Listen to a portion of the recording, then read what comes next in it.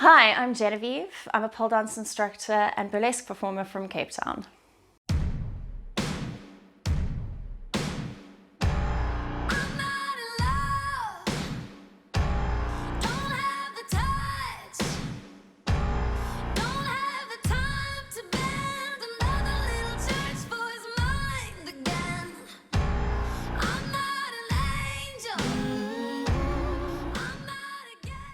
Was the idea of pole dancing taboo for you as a kid?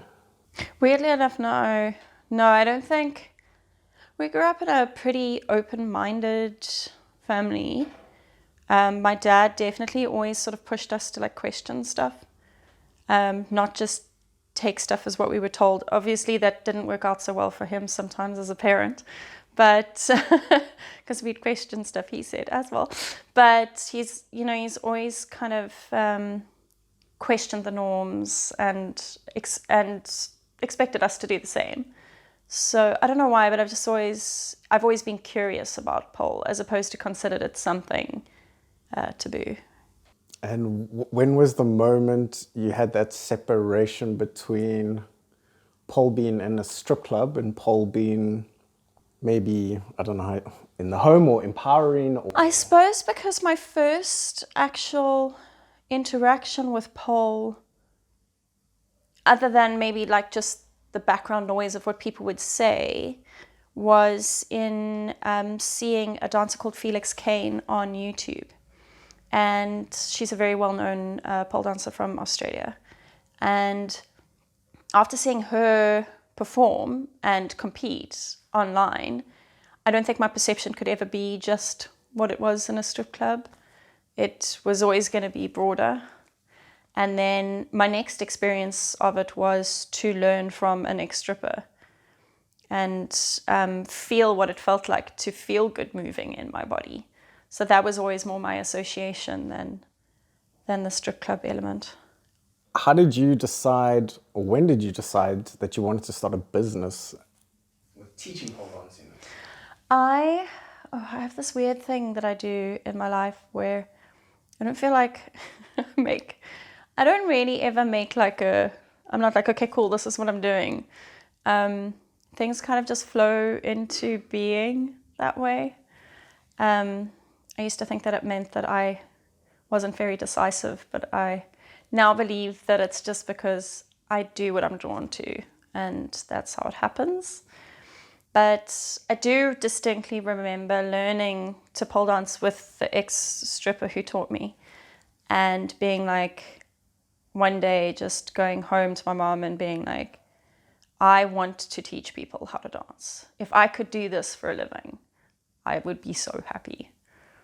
And how long did you have your studio for? So I had my studio, the Scarlet Box, for 5 years, and then for a year I did a partnership with one of the people that used to instruct at my studio.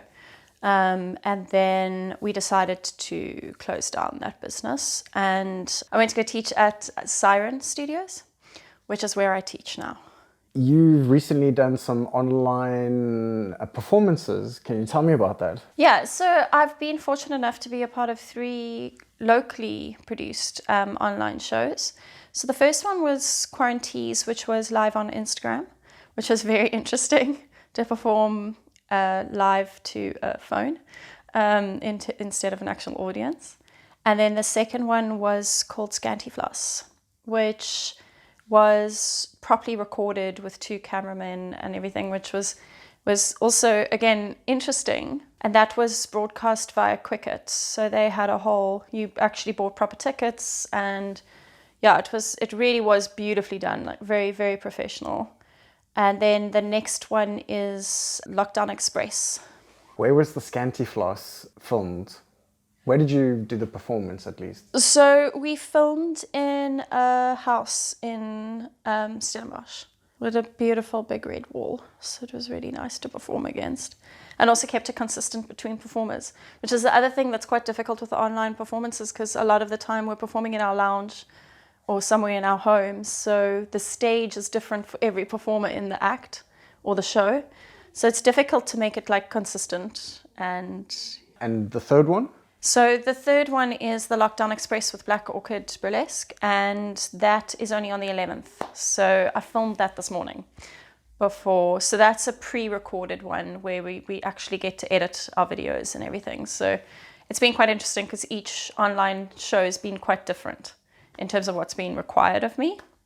But yeah, learning to edit my own videos and everything. That's good fun. Yeah. So do you think there's a way to make money online with performances? I do. I think that it's a little more difficult in South Africa. People don't seem to really want to tip performers online for shows, and we have struggled to sell tickets a little bit for the online stuff. But I think people are coming around to it. It's like anything that's happened during lockdown. People are just trying to get used to a different way of thinking about things. So, but it's possible. It is possible to make money out of it. Speaking of money, do a lot of girls who learn pole dancing get lured by the amount of money that they can make working in strip clubs? I would actually say no. Most people that I have taught pole, if I've taught girls who've worked at clubs, they've already been working there, and very few students. Most of the students who come to learn pole, they do it as a form of fitness and getting in contact with that side of themselves. Very few of them go on to dance in clubs. How competitive is the South African pole dancing scene? I'd say it's pretty competitive. I mean, we've started to function, I think, as a really beautiful broad community, which is quite nice. So there's not so much like studio competition as much. But in terms of the quality of the pole dancers that we're producing, I think we're very competitive, starting to really compete on an international level. We've even had some of our local pole dancers have excelled at international competitions, like won silver and gold. So we're definitely not far behind at all. And comparatively, we're still quite a young community. Are there any like international accolades or organizations or groups for pole dancing that you look up to? I think for me as a pole performer, I veer towards the exotic side of things. So things like pole theatre, which is an international competition. It has divisions all over the world. So you can do pole theatre South Africa or pole theatre Australia, and then they have a pole theatre world, which was definitely up on the list of goals for me a couple of years ago. But I've become less competitively inclined of late. So I've won a few competitions, and this is just not really where my focus is anymore. What are your current goals and what are you working towards or looking forward to?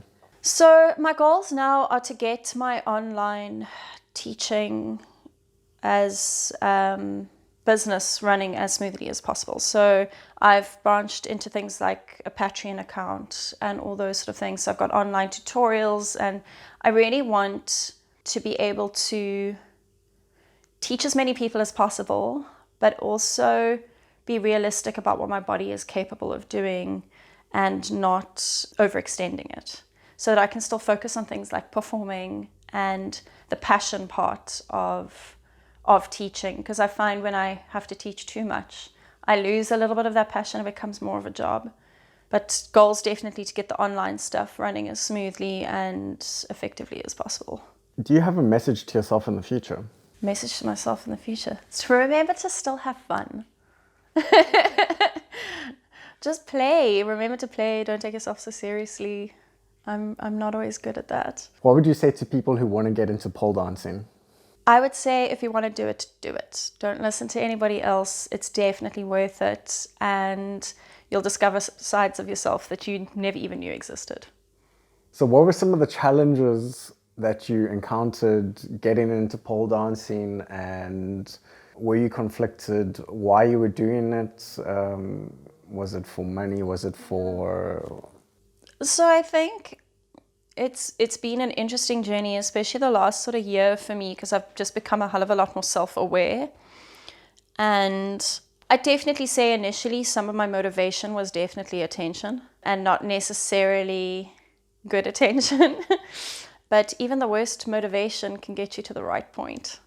And that's definitely been my journey with pole and even burlesque, is I think my motivation initially was attention and to rub people the wrong way but it's taken me on a really beautiful journey of self-discovery and gotten me to the right point anyway. And through rubbing people the wrong way, I had to let go of external perceptions quicker than if I'd just done something that was more acceptable.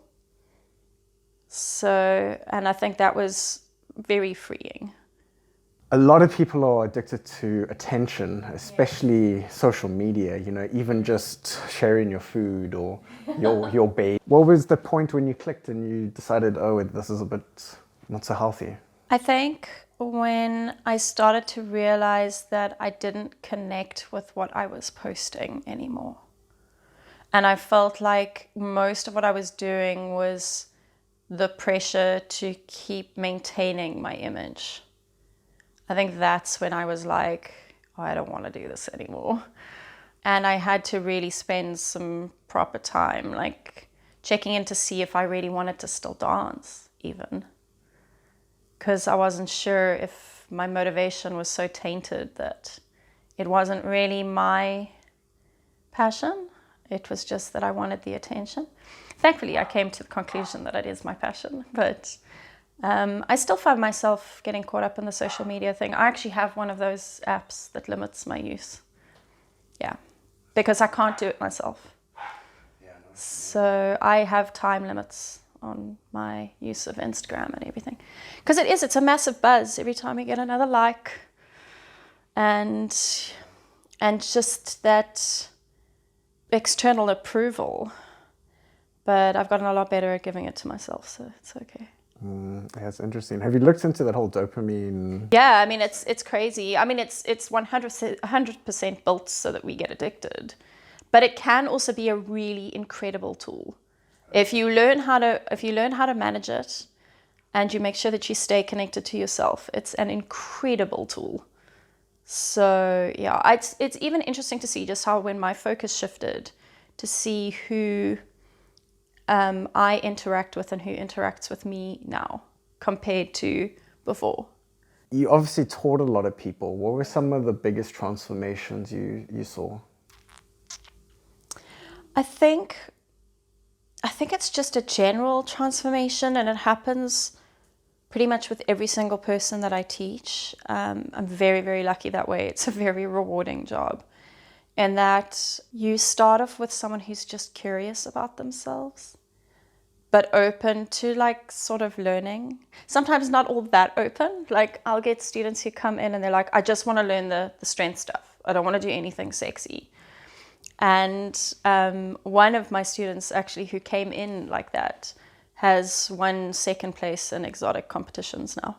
So exotic is now actually her main thing. But to watch women break out of their shells just for themselves is something quite beautiful. And what do you think the mix or the difference between people who get motivated by a partner versus motivated by self-empowerment? I think that someone who's motivated by a partner is more than likely inclined not to be as committed because they're not doing it for themselves, right? But even the students, as I said, like even the worst motivation sometimes can still take you to the right place. A lot of the students who have felt sort of pushed by partners to explore that aspect of themselves, in the end are not there for them, for their partners. It can have beautiful effects on a relationship if both people are wanting, to explore things, but it's definitely not my focus as an instructor. My focus as an instructor is to help students connect with themselves. And even if the motivation initially was a partner, it certainly doesn't stay that way. I mean, it's definitely been, like, even just for me though, with partners, it's been interesting. Like, I've definitely had some partners who were kind of okay with stuff and very quickly became not okay. Getting jealous. Yeah. It's really funny though, because when we perform, like, we go and we perform and we leave. I mean, we might schmooze a little, but there's like, it's not like working at a strip club. And I wouldn't date someone if I was stripping. because it would be very difficult personally. I also have nothing against strippers at all. I don't think there's anything wrong with it. If one of my students wants to go work at the strip club, I'll just make sure that she's more equipped with as much information as I can give her. But I would it definitely wouldn't be a judgment thing. And there is money. There's definitely money. Well, not right now because it's closed, but the money is there. Yeah, and there's nothing, if you enjoy the work, why not? There's absolutely nothing wrong with it. Sure. If you're looking after yourself and you don't feel in any way like coerced or anything to do anything you're not comfortable with, then why not?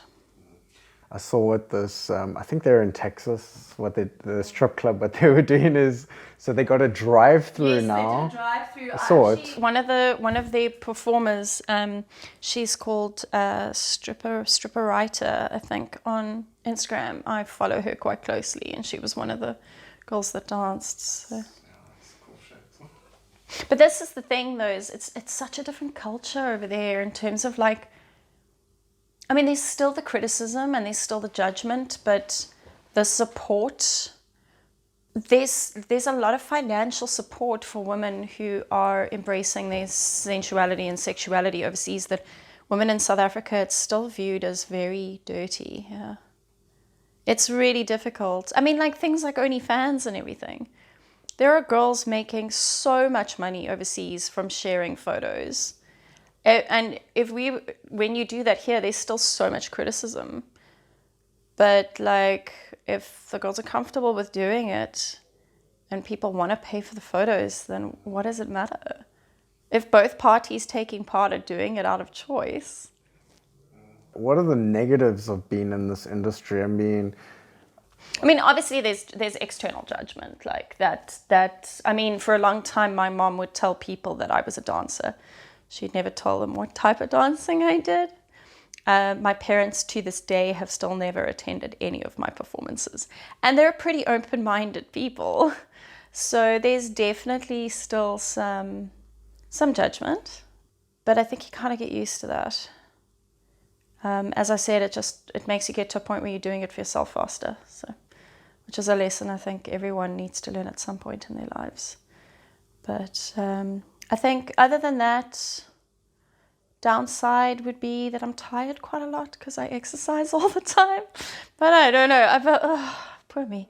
No, but I don't know if that really counts. I mean, like, I don't even have to do a lot of exercise other than my job to stay in shape. Like, I can't really complain about my job, so I don't know if I could really give you that many downsides. Yeah.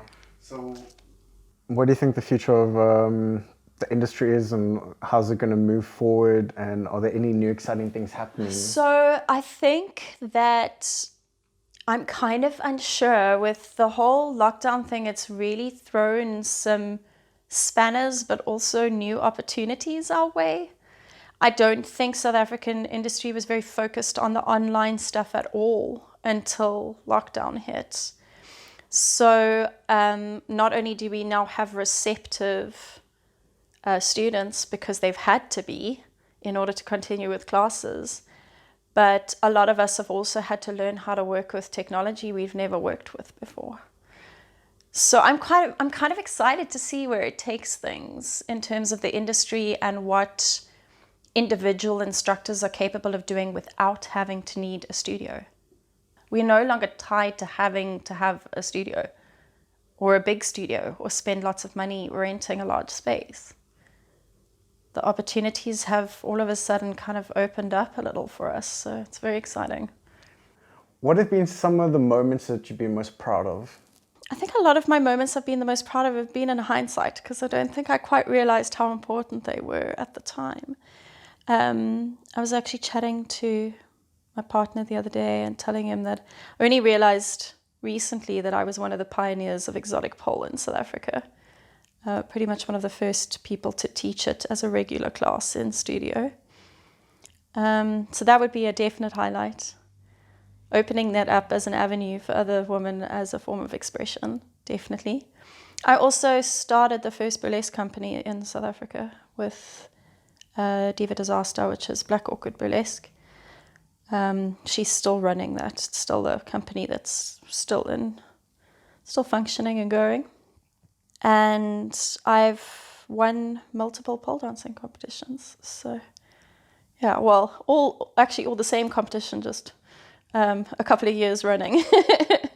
So that was the pole factor, yeah. And that was for professional provocateur. Those are definitely some of my highlights. But I think my biggest highlight is just being able to consistently teach and do what I love. So what is the differences between pole dancing, strip clubs, and studio work? So I suppose it's just like the intention behind the use. So, I mean, your pole at home could be used for fitness or for performing for your partner. In the studio, I'd say it's definitely more for training and learning. But again, that could then be for the purpose of working. So it could, there's always a crossover, right? And then in strip clubs, I would say, in South Africa, it's definitely more just a means to display yourself in the club. Overseas, it's, there's still a lot of skilled dancing. South Africa's kind of getting back there slowly now. But yeah, I think intention behind the use is probably the biggest difference. So you kind of touched on earlier that some of the maybe more unhealthier traits is attention seeking. And what are some of the other things you've encountered? Well, I don't think attention seeking is necessarily entirely unhealthy. I don't think that it's wrong to want attention.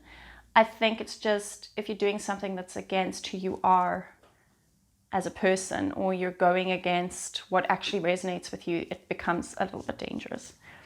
Talking about becoming obsessive, I have definitely had sections of my life where pole dancing has overridden everything. But I think that was more an indication of where I was at mentally than pole itself.